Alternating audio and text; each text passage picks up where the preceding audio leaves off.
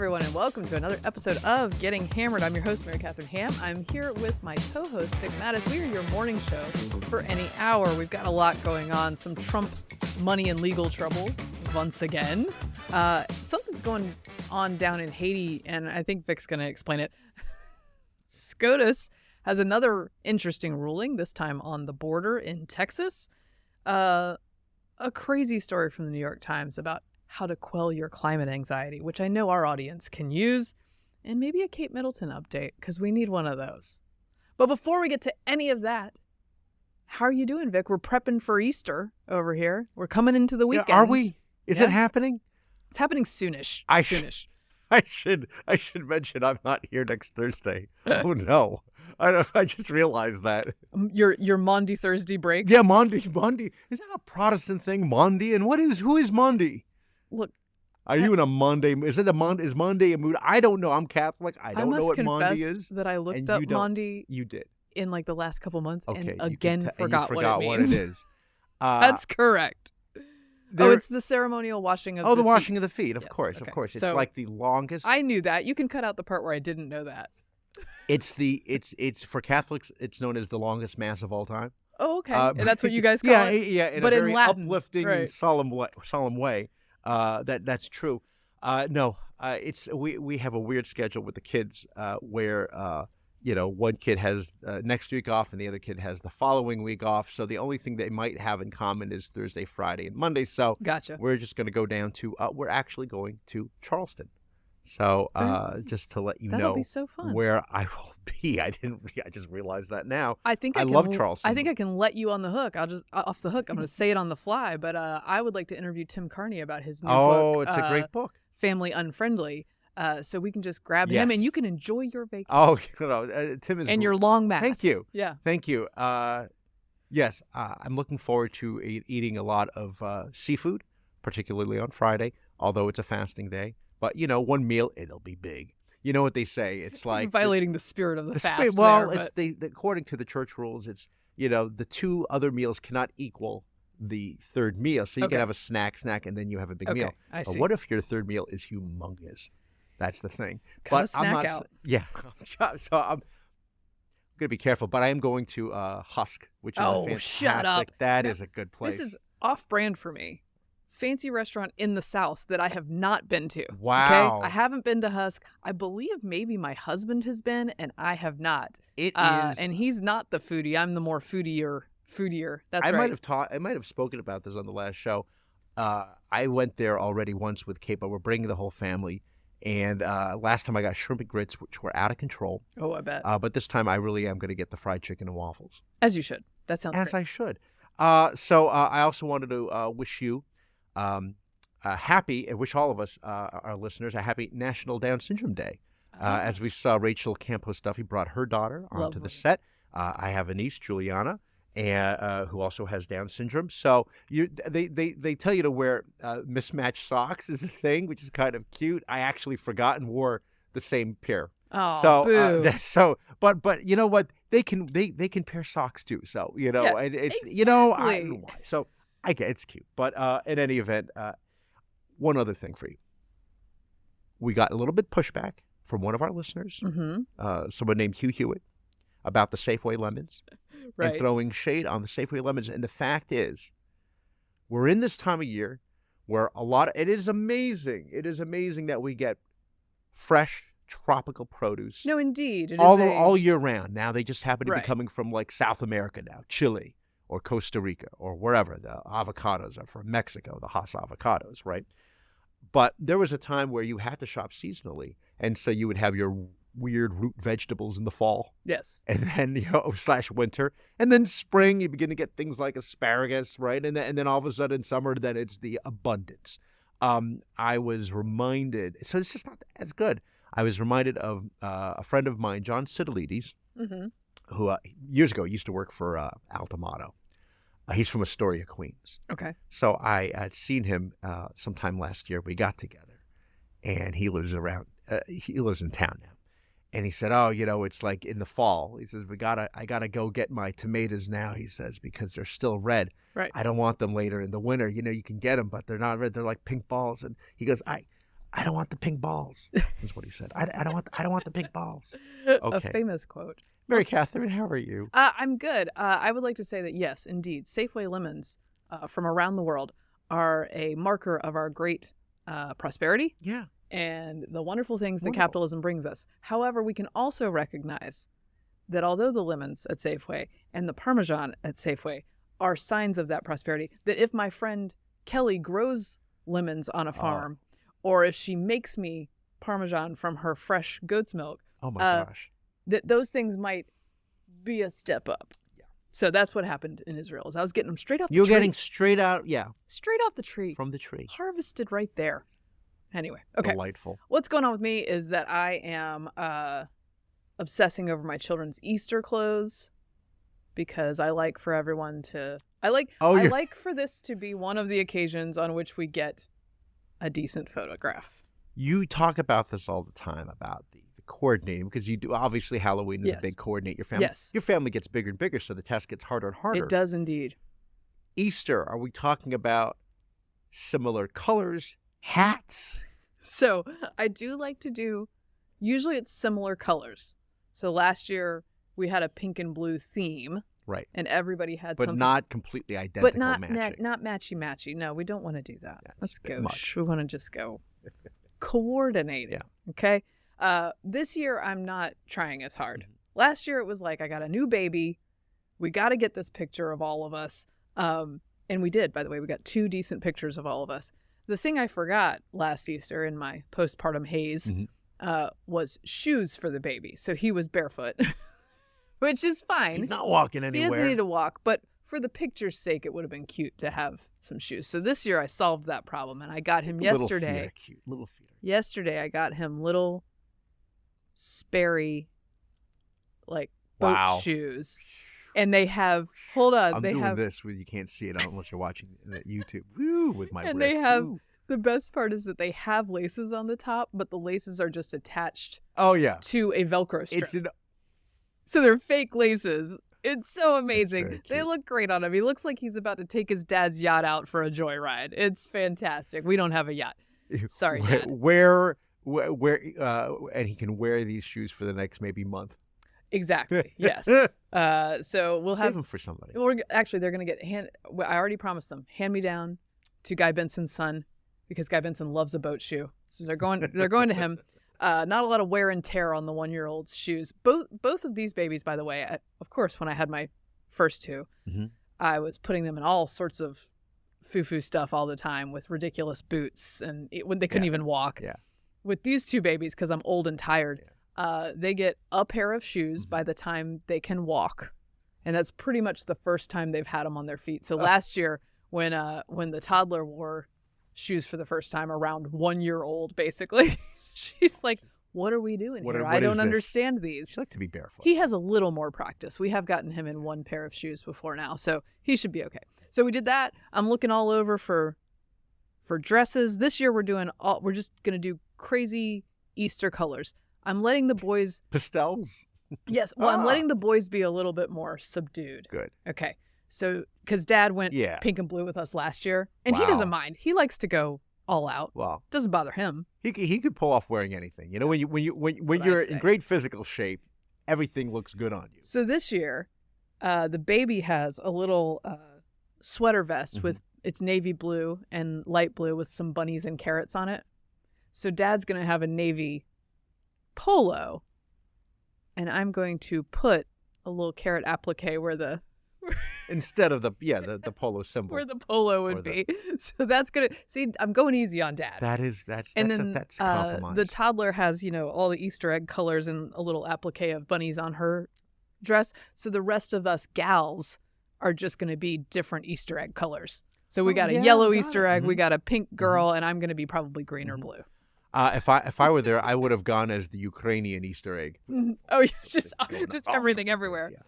Actually, much like this shirt. My daughter dressed as she's a Fabergé egg. That's what we dressed her. Anyway, so it's not quite as coordinated as last year. I'm going easy on folks, and of course, I love a bargain, so I'm shopping around. Yes. Oh yeah. I gotta say, the moms out there will understand this. Also, maybe dads, if you do shopping for your kids. I don't want to be too gender normative. The 8 to 11 zone for young ladies, dead zone for cute dressy clothes. Because like it's hard to find something that's not too babyish, right? Right. An Easter dress that's like, Right. I'm a 4-year-old. You don't want to put that on your 10-year-old. Mm-hmm. But then like the cool clothes are all super casual or very expensive. Right. So my cheap ass is having some trouble finding something. That in between. Yeah. I don't buy dressy, reasonably priced, Right. cute for a 10-year-old. Right. If you have ideas, let me know. I don't buy clothes for my kids. Yeah, most dudes don't. And plus, there's different measurement numbers for kids numbers and adult. I don't know what's happening. I do think there's you're a an adult small or you're a kid large. There are many things that are easier when you have more children. Sorting clothes is not one of them. Like it's just a constant churn through those clothes. And it is. Mama's at Goodwill resupplying, so it's not like I'm spending a ton of money. But you do that thing. But we do the maintenance of those clothes and working through them and figuring out what does and does not fit.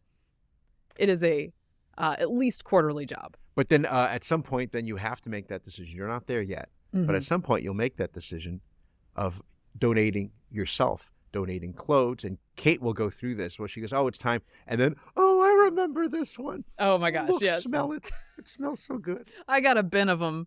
In storage. Save a couple, okay? Yes. I get it. Save the ones from the pictures that you remember. I know. But the rest of it. I'm trying to be disciplined about it. And over the years, every time you open the box, you'll be like, why did I save this one? And you can get rid of more of them. But it's trouble. It's late hard. uncle gave my son years ago when he was little a set of shirts.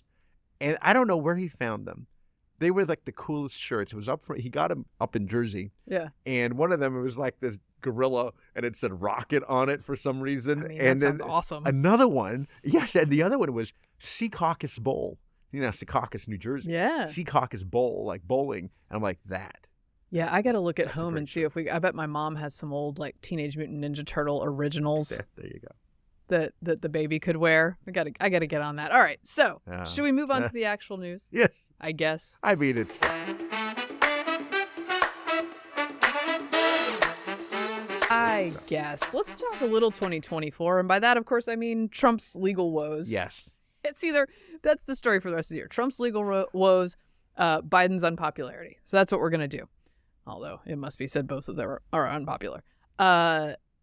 Trump is now facing the task of attempting to pay the fine in the New York civil judgment in order to appeal the New York civil judgment, correct? That's right. If you have rights, you have a right to appeal. You can say, hey, you don't think, but most people, we do. As Americans, we have a right to appeal, but you just need to pay up $454 million. Oh, that seems simple. Yeah. Yeah, like, I understand the rules are different for civil versus criminal, but, like, again, everyone's just so gleeful about the promises they made to drag this person no matter what the crime, and then the making good on the promises to drag this person no matter the crime, while even the New York Times and the AP concede that no one has been punished under these statutes in this way before. It is an unprecedented fine and an unprecedented decision because, again, he is being found guilty. In the words of Judge Engoron, right, who is, of course, openly, and this is the property case, right? This is a property case. This is about the overvaluation of his properties, where in order for him to secure loans from banks, two words two phrases that came out from Engoron's decision. One was Trump's, quote, desire for personal profit. Oh, God forbid you'd want that. We should, when you sell your house, you think to yourself, I hope I only get as much as I paid for it. I don't want more. Yeah. And then the other one was or else you go to court. Yes. And the other one regarding the amount of money that they had that Trump has to fork over, right? $454 million. Engoron called it his ill-gotten gains. Who filed this complaint? Did the banks file this complaint? No, because did victims of fraud nobody was complaining. Yeah. There were no victims. The banks were paid back, and banks made money off of this. There are three things that are at play here. One, they're bandying about the possibility that the Attorney General of New York, Letitia James, can seize properties that add up to the $454 million.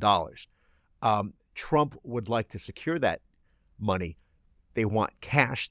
They don't want properties per se. He can't do that himself. Right. But no insurance company wants to help him. They're all afraid of Letitia James. Anyone that they're going to be, the scrutiny that is going to be directed at these companies, anyone who helps Trump. Right. So they're not able to do that for him. It's a huge risk. Well, and it also must be said that he doesn't always pay back his debts. No. So perhaps they are concerned about that as well. It's a fair point.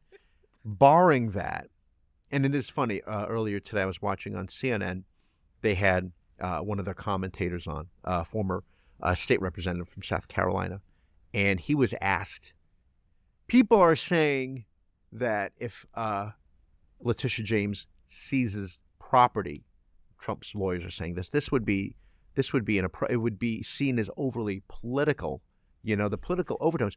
And then it would start? Okay. And the commentator said, no, I don't think this is political at all. Oh. I mean, they really don't see it that way. They think this is what we're going to do, and we're just going to take it from Trump Tower.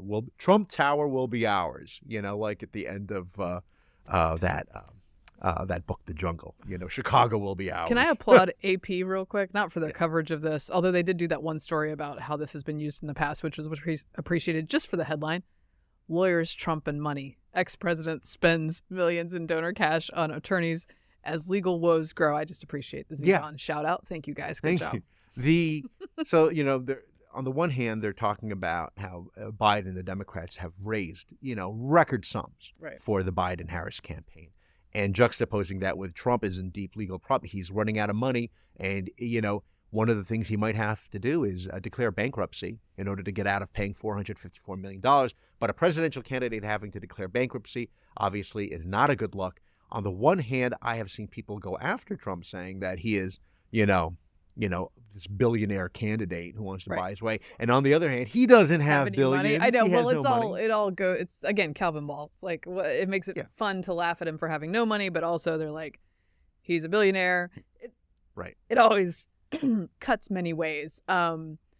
But yeah, this does seem like a little bit of a problem on the trail, because what you're not spending money on is Senate races and infrastructure. Right. I will say I saw a tweet that was along the lines of, if he has to pay all this money and he's unable to do it and someone else helps him, he becomes a national security risk because he's broke. And it's like, okay, well, then you could just let him appeal, and then he's not a national security risk if he becomes the president. I don't think they want him to appeal. Yeah, I don't think so either. There is a way out of this. What's the way out? Is the Eighth Amendment, right? They're citing Trump's lawyers are citing the Eighth Amendment, which states in part, excessive bail shall not be required, nor excessive fines imposed. This is excessive. Now, of course, excessive. Letitia James and Judge Engoron, I mean, they don't obviously feel this way, and they brought in one, financial analyst. I like to say actuarial, but that's probably not what they are. Right. I just like the word actuarial. But they bring in a financial analyst who came in and did his, the totaling of the amount of interest that and that Trump benefited from illegally. And that's how they somehow came up with this number from one person's estimate. Again, once you leave New York and appeal this, something tells me that they would also decide this is really excessive for something that a lot of people do, a lot of businesses do. Right. The only difference is they're not running against, And I just think, as usual, it's this cry of, well, no one's above the law, except you're using the law in new and novel ways on this one person for the reason that he is who he is. Right. And that is actually norm busting above the law. Not good behavior. And this is not like we don't want to defend Trump if we don't have to, but here we are because they're putting us in this situation. How it always goes. We're just pointing out between this and the Alvin Bragg case about the hush money, and then suddenly there's a document dump of thousands of pages. So now they've postponed the Alvin Bragg case. There's a big question here of due process and whether or not Trump's getting it. And I just don't love him, hate him. Due process is afforded everybody. That is important. Yeah. And it just doesn't seem like it. Oh, shall we go to Haiti? Oh, yeah. Still a lot of sunny news today. More uplifting news. What the heck is happening in Haiti? Haiti? Well, everything is falling guy apart. who went to the Foreign Service. Yes, I can tell you. I was at Georgetown when Jean-Bertrand Aristide came to Haiti, and he knows what he's talking about because he can say it. I can say it in the accent, which is it's a French Creole, really. French Creole. They don't really speak French Creole. Haiti is a mess. Haiti has always been a mess for a very long time. If you want to go back to, I'll put it to you this way. When I was in like 8th grade, I remember having to do a social studies report, and I did mine on Haiti because the leaders of Haiti had been toppled. It was Papa Doc. It was the Duvalier family, and it was Papa Doc, and then it was Baby Doc Duvalier who got overthrown, and he fled to France, right? And then came back sometime later to Haiti, and they were terrible dictators. They were anti-communist. The 80s. Right. They were anti-communist, but they had that mark in their column. They did. So they did get help from the United States, but terrible dictators, political assassinations, corruption. The corruption was out of control. So finally people said enough is enough. And they bring in, by the time they got to the 90s, then it was Aristide. And he was like a former priest, a Salesian priest or something. And everyone's like, oh, this is our future. Never mind the fact that there were thugs who worked for Aristide who engaged in a terror tactic, a torture tactic known as necklacing. Ooh. Do you know what this is? It involves putting a tire on somebody's head, and I'll just leave it at that. I know kids listening to this. Yeah. Look it up if you want to know what happens. It's awful, and yet we thought he was the answer. Of course, Aristide was not the answer, and it has just been continuing this downward spiral of corruptions and murder and mayhem. And of course, on top of that, natural disasters and catastrophes. Which doesn't help, right? You have hurricanes, you have earthquakes.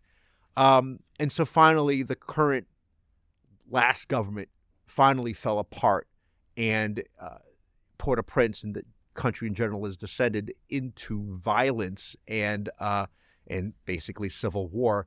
A lot of murdering going on, gangs. Yeah. In particularly, there seems to be a head honcho now in Haiti, and he goes by the name of Barbecue. Now, Barbecue. I had a friend in high school who went by Barbecue, but it's just because he got stoned and would eat barbecue. That was the only reason. Okay. I don't know why. I have a feeling this guy's reason is more sinister. Yeah, I'm really afraid to find out. I wonder if that guy goes by Barbecue as a grown adult. Anyway. Oh, your classmate? Yeah. Yeah. I don't know.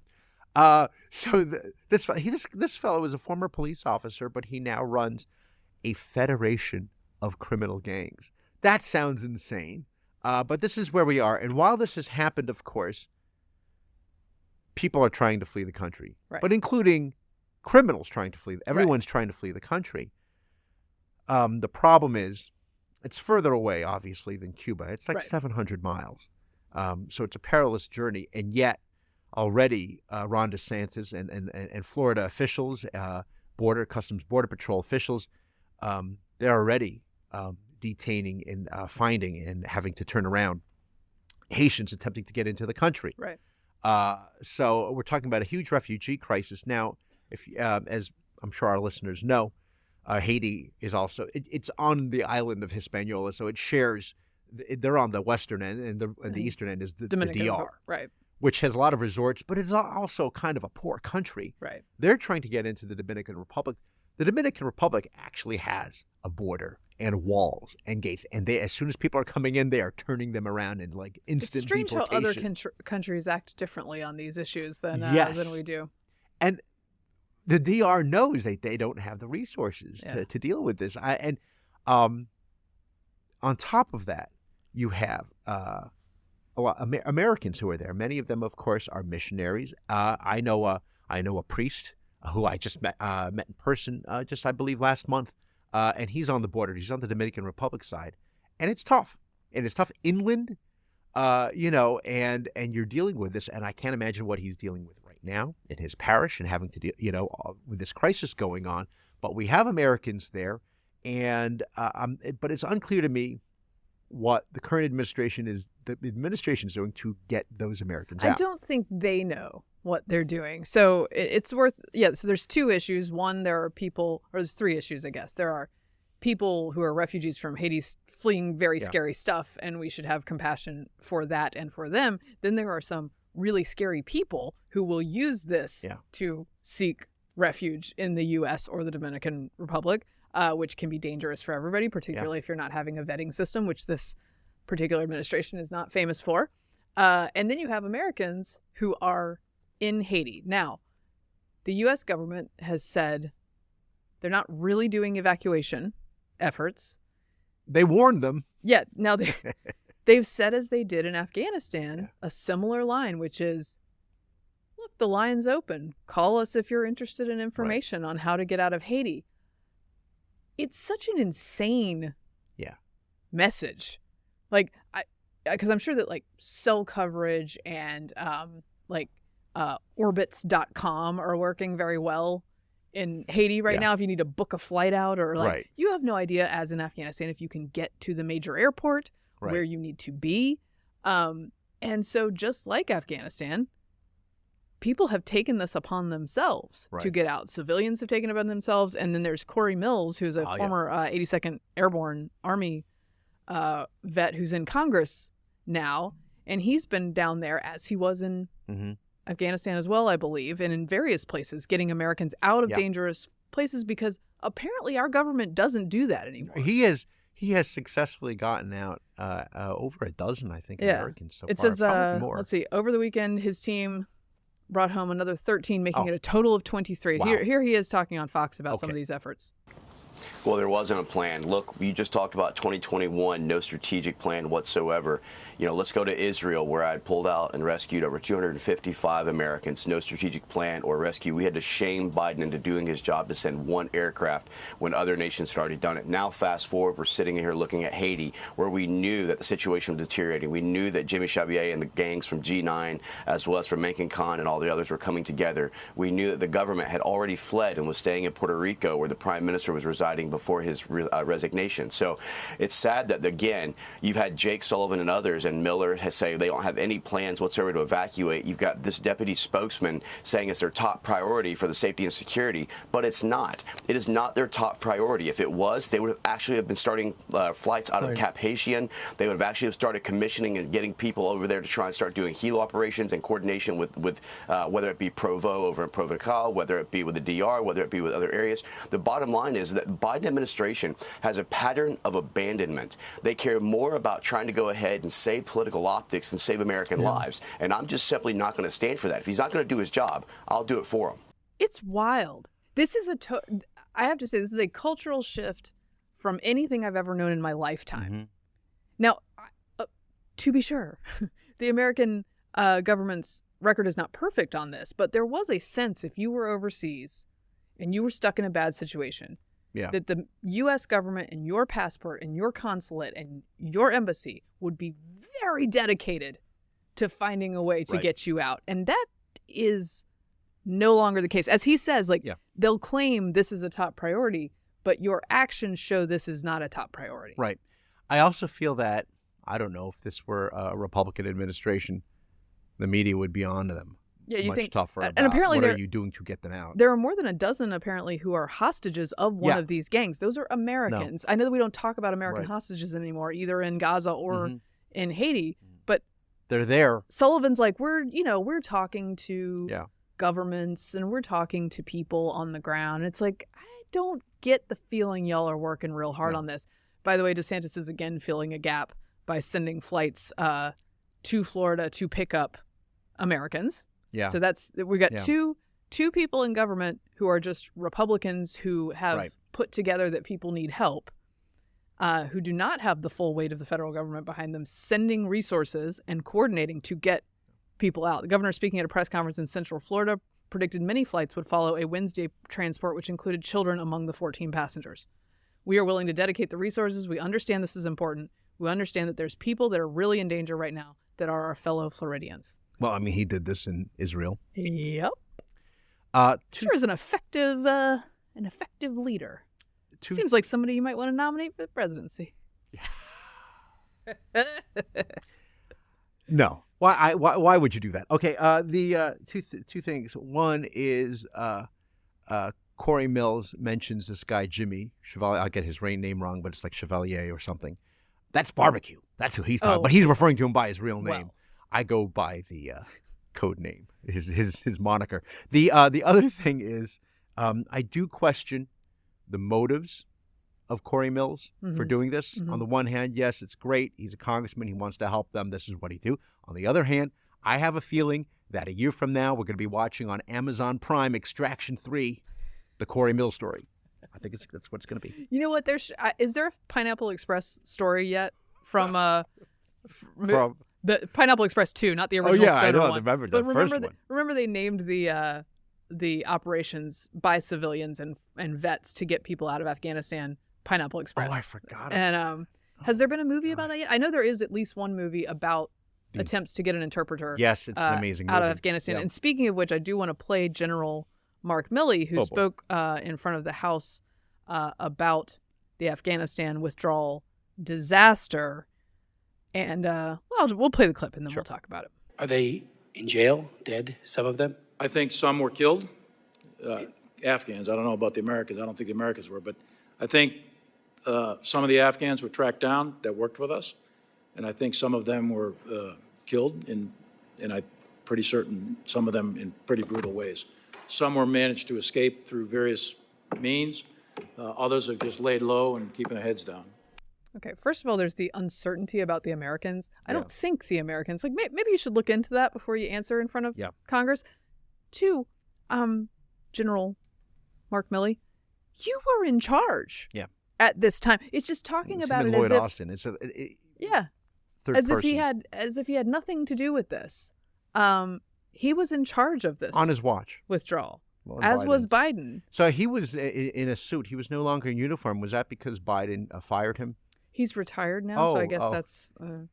So okay. I don't think he. I think he left with all the laurels and no firing. Even Clinton, who took so much flack for the Black Hawk Down no disaster, ended up forcing Les Aspin to step down as Secretary of Defense. Yeah, nobody's been punished for the Afghanistan withdrawal at all, and they continue to say that it was successful. Oh yeah, and they continue to say, in addition to being successful in their lovely, again, Calvin Ball way, it not only was successful, but it was also, if it wasn't, it was Trump's fault.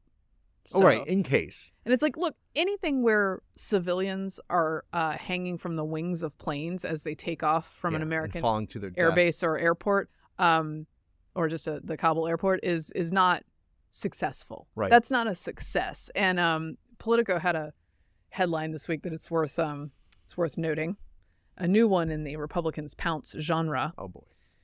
Republicans fixate on messy Afghanistan withdrawal. That's what they call asking. Fixated. Oh, fixated. Why don't you just let it go? Asking questions of General Mark Milley, who was in charge of this withdrawal, is called fixating.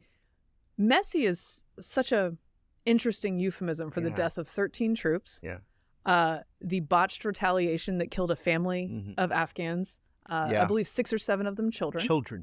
Which no one ever answered for that either. And the deaths and probably torturing and terrible experiences of the interpreters who helped us and Our allies who helped us and their families. The abandonment of not only people, but all of our arms and goods and money. Billions to the of Taliban. dollars of weaponry. Yeah. But, let's not fixate on it. He also used the curious phrase about how some of the other Americans were able to escape and allies were escaped through, quote, various means. Various means, yeah. Look, other people might have helped them, just not me. I do love how liberals are always like, but to libertarians, they're like, but who will build the roads? Like, look, I think we can handle building the roads. In fact, we have civilians and people not in government handling getting people out of very tight spots in overseas war theaters where it's actually the government's job to do stuff. Meanwhile, liberals are like, I don't know. Could we do pre-K without the government? I don't think so. They use this all the time. I don't think so. They say that all the time. I think we could handle it. Maybe you guys should handle this part and we'll handle the pre-K. Yeah. I just thought. No, okay. Another ruling from SCOTUS. I'll just run through this one real quick. There's a little bit of confusion about it. And it is the whole thing is confusion. Yeah. Confusing. And also shout out to Amy Howe at SCOTUS blog, who I always read to get the backstory on these things, because I feel like it can get very caught up in the day-to-day and the splashy quote of the moment when it comes to SCOTUS, and you don't understand how it got there. Right. So I'm going to attempt Okay. to explain this. There's a Texas law known as SB 4 that should have gone into effect March 5th, which would make it a crime for non-citizens to enter Texas illegally and would allow state court judges to order non-citizens who entered the country illegally to return to Mexico. The federal government and some immigrants' rights groups sued Texas and said, no, you can't do that. In February, a U.S. district judge barred Texas from enforcing this law.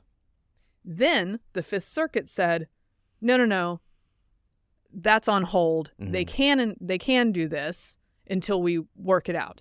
It is supposed to be fast-tracked until April in the same Fifth Circuit to discuss the merits of this case and figure out what they can and cannot do. Texas argues that this is not a violation of federal law and doesn't step on the feds' toes because it's merely a mirroring of federal law and it empowers them to do what the federal government should already be doing. Right. The feds say, no, this is our province. You can't do this. Anyway, it goes to SCOTUS. And SCOTUS, I think just basically on procedural grounds, says the Fifth Circuit's decision on this, allowing Texas in the meantime to do this, can stand until the Fifth Circuit works this out. That's right. Do I have that right? Yeah. You did it. It's temporary, and and so you have justices like Amy Coney Barrett and Brett Kavanaugh sounding more hopeful that this is what they hope and expect will happen. That was a 6-3 ruling, however. The conservatives, generally, broadly speaking. Again, this is Amy Howell reporting. Justice Sonia Sotomayor dissented from the court's decision to deny the Biden administration's request, which the Biden administration was requesting that you not allow Texas to do this at all. Right.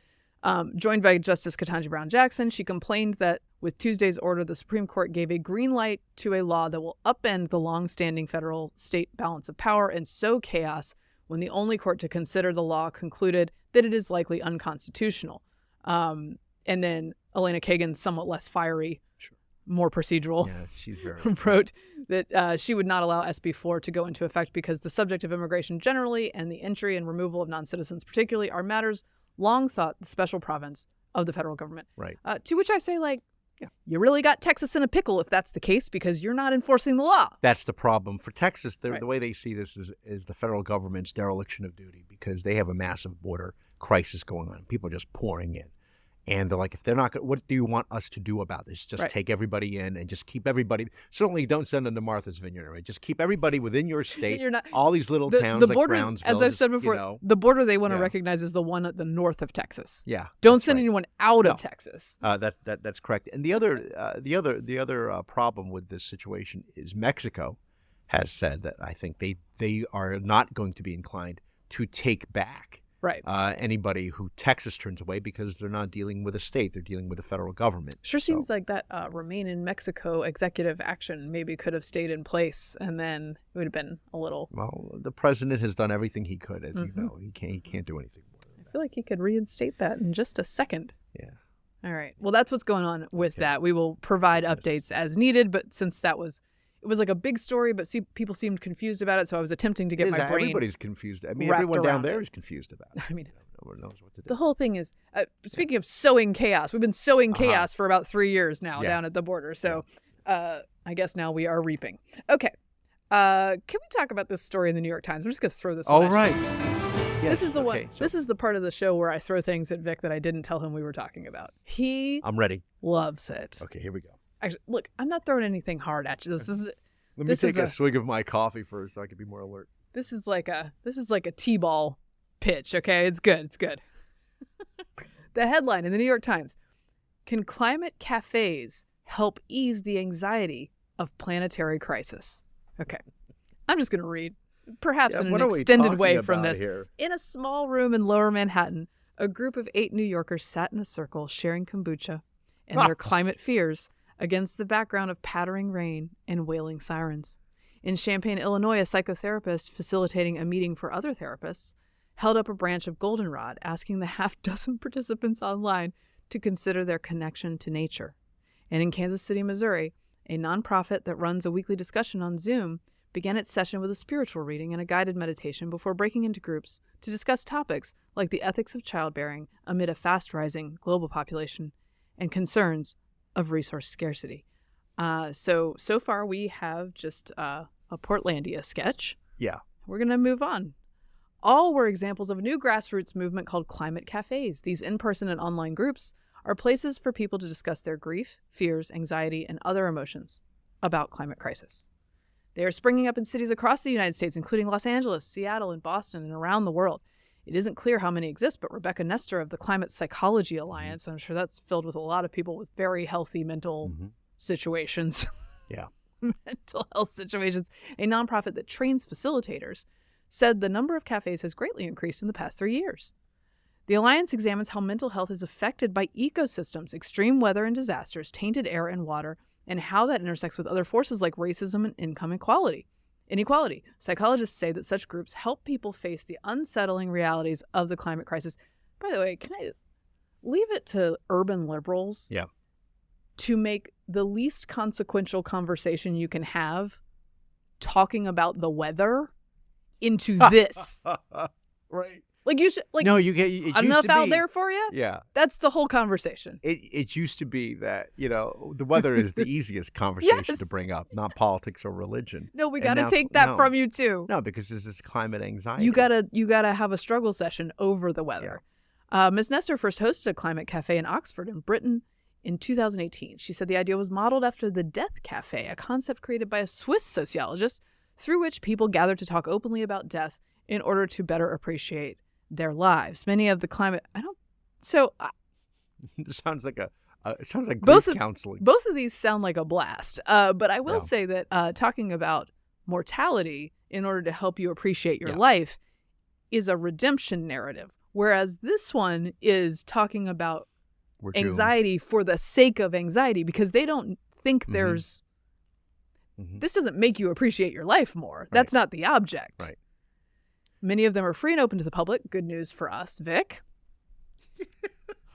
But some are specifically for professionals in the areas of librarians, therapists, and other professionals. So make sure you steer clear of those groups that are involved in this. I'll say this, Mary Catherine. If they're sitting around eating their quinoa kale bowls, and drinking kombucha, they're not going to be sitting around for long. Okay, thank you. Get it. Thank you, Jennifer. Yes, you get it. Okay, good. That's a fast trip. The second thing. An is- incoming front, as they Yeah, might oh, say in no, the weather. It's blown in, and out, and out. When you describe these places where people are getting together, the first thing I thought was, oh, you mean they're all meeting at the Rainforest Cafe? Do you remember? Remember the rainforest? Yes, I do. Are they gone now? It was like it was the climate-ish version. Excuse me, of climate version. What am I talking about here? I mean, Climate-ish version of the Cheesecake Factory. yeah. It was like the same thing. I It was remember. huge. And but I it's just remember, all didn't it have a very- soundtrack? There was like an ambient Yes. soundtrack, like. Yeah, I was going to say. Yeah, exactly. You're walking. That's through probably a offensive, by the way. jungle. Are those accurate rainforest noises? No, I do not know. It's offensive to the animals I in the do not know. rainforest. And they had, plastic animatronic kind of animals, sometimes Yeah. like And you a could buy alligator. expensive trinkets there that allegedly went to saving Oh, really? the world, I think, Yeah, if I I can't remember believe that correctly. place failed. What all these places need is a sort of a fact checker to sit among them. If you can just duplicate Bjorn Lomborg and just put him in every one of these circles, I do not think that would Actually, help them. it's not actually as bad as you think. Actually, this is the cleanest. We've had the lowest amount of emissions since X. Things like that. The idea, for example, one of connected tangential to this climate anxiety is the rapidly rising population. Right. Except Except our birth rates are. the birth rates are way down. I mean, we're going to make this turn. Trust me, it's not good in the other direction. No, it's actually very sad. I've heard from people on Twitter who, and you'll see stories written about them sometimes, of people who listened to the population bomb nonsense Sure. and then did not get married and have children. Right. And that's a really sad Yeah. thing to do to people. So Yeah. I would Mhm. say you should not, and that these little gatherings of people will not get happier by virtue of that. I'll talk a little bit about what they're talking about. The attendees over the course of an hour described worrying for their future children and future generations more broadly. They described feeling overwhelmed not only by climate change, but also by the political climate. They described oscillating between feeling hopeless and empowered about the planet's future. At times, long pauses punctuated the comments as the attendees took in what had been said, staring simply at each other or into their laps. And then someone says, I can't buy into the narrative anymore that there's no choice in how this ends and that major corporations have complete control over my future. They do not have total control, and I refuse to cede that. Look, first of all, I don't think you're going to find your solution to any of this from the government making a corporation do something, as if it's not already doing that, by the way. Look at the electric car nonsense. But I would suggest that it's healthy to think that you might have control in a situation. Right. You should embrace that feeling and maybe not use it to go to the climate cafe, where a bunch of people who have no internal locus of control and feel they have no agency in their lives are all sitting around talking about their anxiety, making it worse for them. This is like on caffeine. You know what? It reminds me of that wonderful scene in Jerry Maguire, where Bonnie Hunt, the sister of Renee Zellweger's sister, played by Bonnie Hunt, she has all her divorcee friends sitting around together, and they're all commiserating about men and this whole thing. It's like this. They're sitting around, except for they're talking about climate. Yes. You know. Well, and this is one of the things, I think this is part of the thesis of Abigail Schreier's book, Bad Therapy. Oh, yeah. And I believe Jonathan Haidt has a new one coming out that's called The Anxious Generation, something along those lines. That's right. Where actually talking about this incessantly and surrounding yourself with people who are talking about your emotions incessantly, no matter what the anxiety is coming from, actually doesn't help you. Right. And like a little stoicism would really do you good. Yeah. It would really do you good. I also recommend church. It's another idea. All right. Or synagogue, whatever. I mean, just, get your matching clothes on and go to a service. Go to, because again, it's a real crisis that people are facing, and it's their own sort of in their life. What are they doing? Looking for purpose. Our pastor was just talking about the phenomenon of it's called a destination anxiety or something like that, where you constantly like, if I only get this thing, if I go to this one thing and get to this place, I'll be happy. Well, once you attain that, you're never happy, and then it's like the next thing, on to the next thing. It's just, One more quote. I find myself struggling to enjoy the outdoors because of the constant reminders of environmental degradation. What's happened here is that these people desperately need to touch grass, as the internet says, and this specific anxiety that they are cultivating is preventing them from touching grass. Yeah.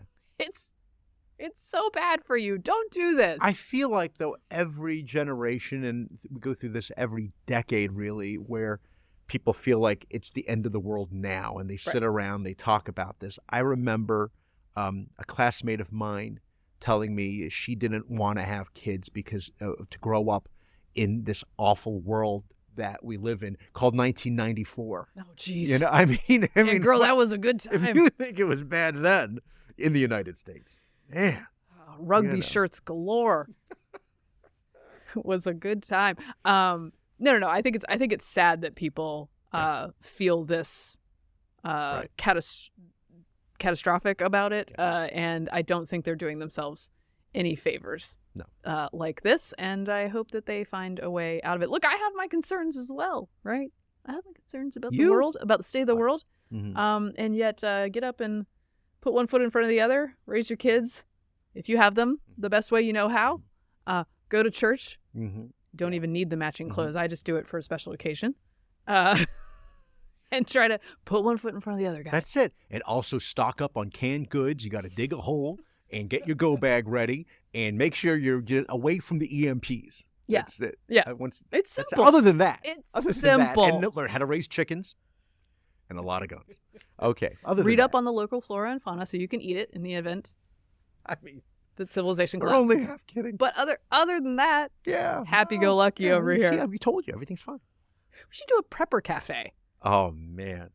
It's at the shooting range. I'm not even going to say. There's so many things I can say, and I'm not even going to say it happens at the shooting range. That's what we're going to do. We're going to eat MREs and shoot stuff. Okay. You'll feel better when you're done. All right.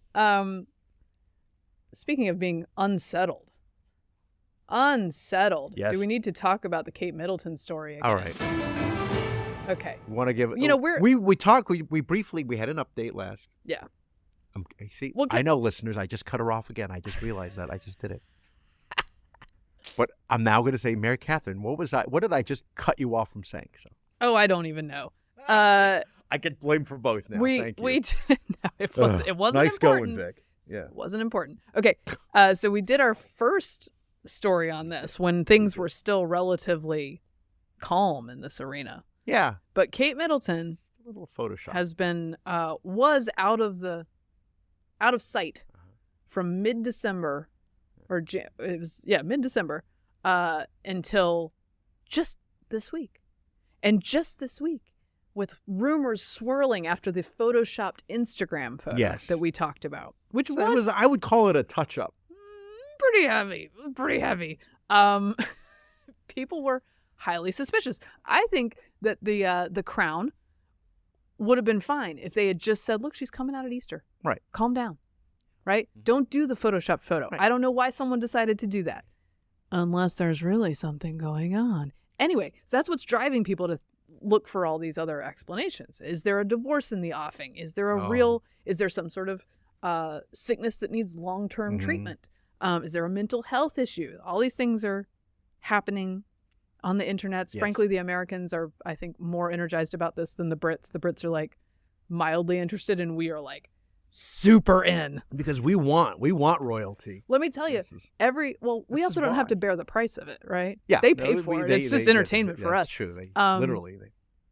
I think that almost literally every group chat of women in this country about 2 weeks ago turned into a Kate Middleton chat. I was just waiting for the moment on every group chat I'm on where it became that, where the dam burst and everyone went, oh my gosh, I have thoughts. And we all jumped in. So that being said, this week there were some photos released. Yeah, video no less. And video from a little farmer's market that's near their home.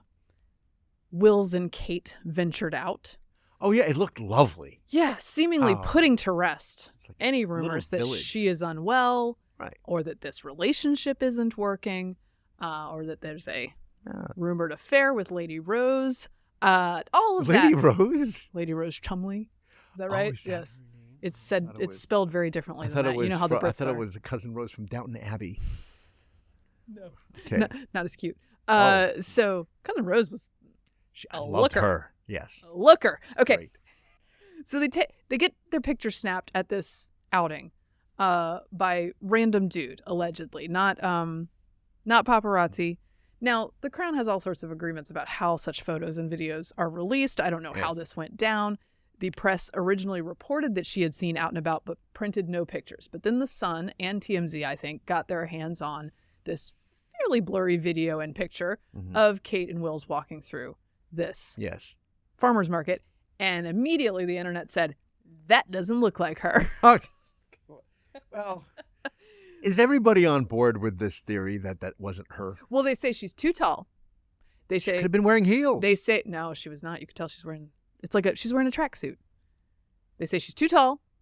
They say she walks differently than Kate Middleton.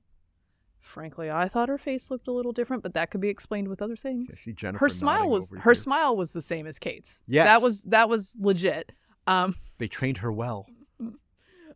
And so everyone says, did I mention that they said she didn't walk that way? Yes. And so everyone says it must be a body double because we're so far down the rabbit hole at this point. Nobody. And by the way, just a comms point. This is what happens when you mess with people is then they don't believe you anymore. All right. There's Okay. nothing you can do about it. They don't believe you. No, you can't convince them if they. It is worth noting that some of the royals, at least, I don't think it's confirmed, but some of the royals, there is one confirmed royal who had a stand-in. Queen Elizabeth II had a stand-in. Ella Slack acted as the late monarch stand-in, but only in very specific situations. Pensioner Slack didn't particularly resemble the former queen, but was chosen as her double as she is of a similar height and build. That allowed her to take Elizabeth's place during rehearsals for major events, which the monarch wasn't always able to attend due to her busy schedule. So there is some evidence that the royals have doubles. They've done this before. This is, you know what? I hate to bring this up. I hate to bring this up. It pains me, but it reminds me of this awful movie called The Phantom Menace, in which Natalie Portman's character, not that I've watched it more than like twice, Queen Amidala, right? She had a double, Mm-hmm. and then the double was killed in an ambush. Great trivia question for our listeners and for you. So Natalie Portman plays Queen Amidala. Right. Who plays her double? This is wild. What actress plays the double?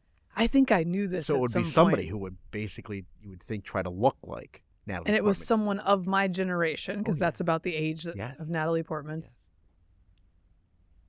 I feel like I knew this in the past, but I don't know it anymore. Ready for this? Yeah. Keira Knightley. Oh, that's right. I have read about that. Shockingly, she never brags about being in The Phantom Menace. Keira Knightley. Number one on her IMDb. I will also, yes, known for, that would be the worst if you go to IMDb, known for The Phantom Menace. Also, I saw the video and the analysis, the video analysis of her. Right. One, the analysis reminds me of the Patterson footage of Bigfoot. Right. From like the early 70s where they do a slow-mo of her walking and then like the freeze frame, and it is kind of chilling. Two, chilling because I'll say this right now on air. Mm-hmm. I kind of thought the same thing, that her face looked a little different. I'm just saying, maybe she lost weight. Well, and that's part of it, right? She's been sick, so she could be just thinner because she's been recovering. What do you think? I don't know. I think it's likely that she had some sort of surgery that really did require a long runway. Fine. And if they had just kept their mouths shut and said, hey, she'll be back at Easter, and not posted anything. Right. Let the internet have rumors without giving them fodder for the rumors, right? And it might not even be plastic surgery per se. It could have been something very personal that you don't want to tell everybody. Like me, I had my procedure, know. Whatever. Exactly. They're like, maybe it's something. Not everybody wants to brag about It's something that. a little embarrassing that she doesn't want brought to light. Right. We don't need to.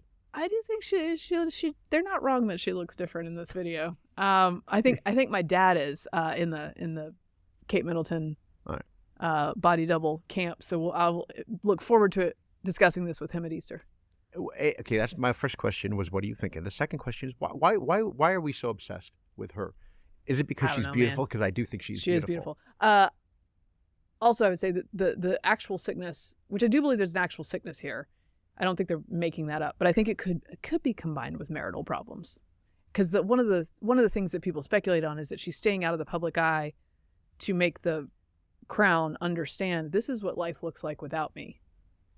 You need to treat me right in order to keep me in the fold. And we know from old The Crown seasons, this is how things work over there at the firm. They can use the press. Right. It's a two-edged sword. And maybe they're trying to punish her too. So it's like two houses warring using the press on different. Anyway, it's all very interesting. And I first learned of these unfortunate rumors of Prince William's supposed dalliances. I didn't want to believe it, but it's been persistent. You know who told me? A cabbie. Kate, your wife? No, she was there with me though when we heard it from our cab driver out in in the Cotswolds. Ah. She said, "Oh, everybody knows it." She said, Yes. Everybody knows that he's sleeping around. We all love Kate, though. We all love Kate. I mean, yes. What was with her accent? It was very strange. The cab driver's accent. She was kind of. It was muddled. Okay, that's my first thing. I wish her the best, and I hope to see her reemerge resplendent. Right. At Easter. I am again reminded. I made a joke about this on the last episode about the rumors in the late '60s about Paul McCartney being dead. Yeah. And I explained, because I had just gotten the Giles Martin new pressing of Abbey Road, and it's so good. And on vinyl, and I was explaining the cover to my daughter. She's a real Swiftie. Gotcha. She got because she talks about Taylor Swift giving all sorts of of course, hints yes, about numbers and things or whatever, and colors. And I explained about on Abbey Road how the four guys walking across the street, right, and Paul is barefoot, and in Eastern cultures, buried barefoot. John is in white, the symbol of death in Eastern cultures, supposedly. Ringo is wearing a suit. He's the pallbearer. And then George Harrison's in denim because he's the gravedigger. And then the license plate of the Volkswagen said 28IF, as in 28 if Paul were alive. I mean, I think it's all very clear. And you're not going to believe this. They actually did at the time a voice analysis, and some experts said, and it is clear that the voice you hear now is not Paul McCartney. Isn't there some part of the record, if you play it backwards, it sounds like Paul is dead? Yes, that Isn't is that on part of it as Sergeant Pepper. No, that is on Magical Mystery Tour. Oh, I thought it was Sergeant Pepper. It's on Magical Mystery Tour, and it's at the end of Strawberry Fields Forever. Okay. And it sounds like that, or it also sounds like cranberry sauce. Well, but at the end of Sergeant Pepper's, could go either way. you go on. It goes on for a stretch for like almost a minute, I think, and then all of a sudden they replay some stuff backwards. It's wild, especially when you're on acid. It's really wild. Get out your vinyl. I did not address your question about why it's fascinating. Oh, And I yes. will say I'm not sure. I mean, a missing princess is fascinating, but A missing princess. it's just an interesting story. And they've left this vacuum that allows people to speculate in this way. But I would say, as a child, I didn't understand why so many people were obsessed with Diana. Oh. I was like, why do we care about this? This doesn't make any sense. And I remember people being so emotional when she died. Not that I didn't. I thought it was tragic. Particularly, she was no longer Right. Yeah, But it's just now that I am this age, which is the same age as Will and Kate and Harry, I realize, I watched them all grow up. I grew up with them. Yeah. I watched them get married. I watched her have kids. It happened at the same time as me. So you feel this connection to watching these folks grow up. And I was rooting for them, particularly for Kate and Will's. I don't know. Harry and Meghan went sideways pretty quickly. Yeah, both of them. But I was rooting for them, and I continue to root for them. And I think that has something to do with it, because I was not a royal watcher until this generation. Yes. It's my generation. So that's why here I am. Let me make one more note. Plus, she's beautiful. Yes, that too. One more note, which is that I have a piece in my Substack about ignoring your children and why it's good for them and how to do it well. So check that out. It's based partly, or it references Family Unfriendly, which I'll get Tim to talk about with me. Again, Family Unfriendly, we just reviewed it in the Weekend Beacon. It was Naomi Schaefer-Riley. Nice. Who reviewed it. And the travel team stuff is crazy. Because it's just a different world now, where you're weekends and we're just driving down to Charlotte for the weekend. a friend of mine who live in Boston, and is like, we're going to be down in your area of Virginia, driving down for a soccer game. I can't do it, man. Yeah. R.I.P. my kids' sports no, it's a different dreams. No, you can't get. It's very hard to get in now because everybody's on these. You got to start at age like 4 or 3, and then pay. And the money that it. Anyway, it'll be a great talk. Yes. A really quick shout out to listener Felipe Barreto, who sent a tip our way about my sciatica. So I just want to say thank you for your concern. Nice. I do try to remember and stretch in the morning and the night. And he recommended Pilates. I haven't gotten into that yet. I'm doing power press. Love it. As you know, I'm in the middle of the revving up stage. But anyway, thank you for your concern, and thank you for listening. That wraps up this episode of Getting Hammered. Remember, you can subscribe to us on iTunes, Google Play, and YouTube. You can follow me on Twitter at Victorino Mattis. I'm at MK Hammer on Twitter, at MK Hammer Time on Instagram. You can follow the show at Getting Hammered Podcast on Instagram and YouTube, and you should. One last shout out to Winchester, who is the son of Frank Fleming, who works at Daily Wire. Oh, yeah. On this Down Syndrome Day. You will see joyful, I think, daily photos of Winchester at Frank's Twitter account at IMAO_. If you want to check that out, it will bring you joy as you watch him grow up. He's quite the card. Thank you for getting hammered responsibly. And, I should say, and also Sarah Fleming, who is not on Twitter as much, but I shout out Mom. I don't want to leave her out. Thanks for getting hammered responsibly. This has been a Nebulous Media podcast.